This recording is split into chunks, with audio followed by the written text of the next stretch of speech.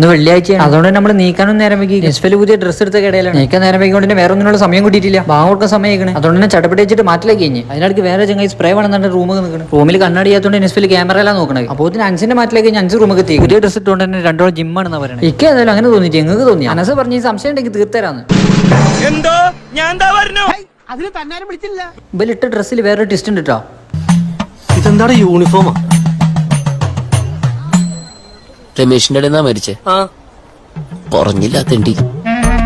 ഞങ്ങളോട് നിസ്കാരം കഴിഞ്ഞപാട് നല്ല തണുത്ത വെള്ളം ഉണ്ടായിരുന്നു അവിടെ. ഞാൻ ആരും കാണാതെ ഒന്ന് പോക്കറ്റിൽ ഒന്ന് കയ്യിലും പിടിച്ചു. എല്ലാ പിന്നെ മെയിൻ റോഡൊക്കെ പാർക്കിംഗ് ഏരിയ. അൻസിന് നിസ്കാരം കഴിഞ്ഞപാട് കട ഓർക്കണ്ടു. ഓനാണ് ചാവി മറന്നിക്കണ്. ഞാൻ പിന്നെ ഓടി ചെന്ന് ചാവി കൊടുത്തു. നമ്മൾ ഫുഡ് കഴിക്കാൻ പോവാണ്.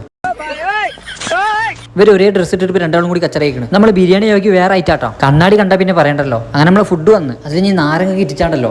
ആഹാ, സാധനം അടിപൊളി. അൻസ് ഇടക്കിടക്ക് പറഞ്ഞ് ഞാൻ ഡയറ്റ് ആണ് നിന്ന് മരണം തട്ടുവാണ്. എന്തോ അതിന്റെ കൂടെ ഒരു ഇല ഉണ്ടായിരുന്നു, എന്തോ ജെർജറോ എന്തോ. ഞാൻ നമ്മൾ ആടൊക്കെ തിന്നുന്ന മരക്കാണ് തിന്ന് നോക്കി. അങ്ങനെ നമ്മളെ ഫുഡ് അടി കഴിഞ്ഞ് ഇനി വാണ്ടിയത് ഉറക്കാണ്. പക്ഷെ ഉറങ്ങാൻ പറ്റിയില്ല. അർജന്റ് അപ്പോൾ വിളി വന്ന് തൻവീർ കാണാൻ മരക്കല്ലോ. അവന്റെ കല്ല കായാണ്. സൈറ്റിൽ എത്തിയപ്പോൾ വണ്ടിക്ക് ചെറിയൊരു പണി കിട്ടി. ടയർ നോക്കി ഒന്നുമില്ല, ഈ ഫ്രണ്ടിന്റെ സാധനം തട്ടി അടിയാൽ തേഞ്ഞു പോയതാണ്. അതൊക്കെ പിന്നെ അപ്പം തന്നെ റെഡിയാക്കി. അവിടുത്തെ പണിയൊക്കെ കഴിഞ്ഞ് പിന്നെ രാത്രി ഒരു കറക്കണിഞ്ഞ് കറങ്ങി മാളിലെത്തിയപ്പോൾ തൻവീർ പറഞ്ഞത് ഒരു ഐഫോൺ വേണം. കേട്ടപാട് അൻസ് ചോദിച്ചാൽ എനിക്ക് എത്ര വേണം. ഇവർ 2 നേരത്തെ കുട്ടികളാട്ടോ. അതുകൊണ്ട് പോലെ മുന്നിൽ വിട്ടു. അങ്ങനെ അനുസരിച്ച് വിചാരിച്ചിട്ട് തൻവീർ വെറുതെ പറയാം പക്ഷെ കാര്യത്തിലേന്ന്. അങ്ങനെ പിന്നെ ഒന്നും നോക്കി ഐഫോൺ എടുക്കാനാണ് കയറി. എത്ര ബില്ല് നോക്കി.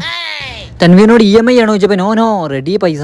അതൊക്കെ വാങ്ങി അവിടുന്ന് ഇറങ്ങി. തള്ളിപ്പറഞ്ഞൊരു മറുപടി തൻവീർ 16 Pro.